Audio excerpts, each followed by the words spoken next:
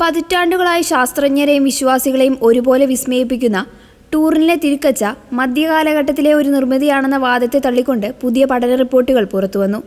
2025 Brazilian ഗവേഷകനായ സിസിറോ മോറസ് പുറത്തുവിട്ട പഠനത്തിനു മറുപടിയുമായി 3 പ്രമുഖ ഗവേഷകർ രംഗത്തെത്തിയതോടെയാണ് സംവാദം വീണ്ടും ചൂടുപിടിച്ചത്. മധ്യകാലഘട്ടത്തിൽ ഒരു ശില്പത്തിനു മുകളിൽ തുണി വിരിച്ച് അമർത്തി നിർമ്മിച്ചതാണ് തിരുക്കച്ചയിലെ രൂപമെന്നായിരുന്നു സിസിറോ മോറസിന്റെ വാദം.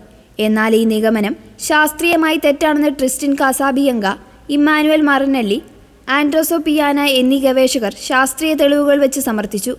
ടൂറിനിലെ തിരുക്കച്ച തെറ്റാണെന്ന് വാദിച്ച മോറസ് ഉപയോഗിച്ച ഡിജിറ്റൽ മോഡലിൽ ശരീരത്തിന്റെ അളവുകൾ തെറ്റാണെന്ന് ഗവേഷകർ ചൂണ്ടിക്കാണിച്ചു.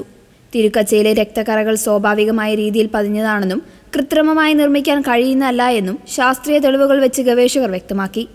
മോറസ് തന്റെ പരീക്ഷണത്തിന് പരുത്തി തുണിയാണ് ഉപയോഗിച്ചത്. എന്നാൽ തിരുക്കച്ച ലിനൻ തുണിയാണ്.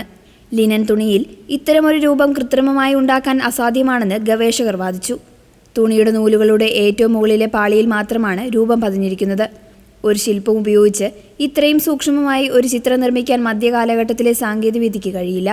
ചരിത്രവും ശാസ്ത്രവും വിശ്വാസവും ഒരുപോലെ ഇഴചേർന്ന് നിൽക്കുന്ന ടൂറിനിലെ തിരുക്കച്ച ഇന്നും ലോകത്തിന് മുന്നിൽ ഒരു അത്ഭുതമായി തുടരുകയാണ്.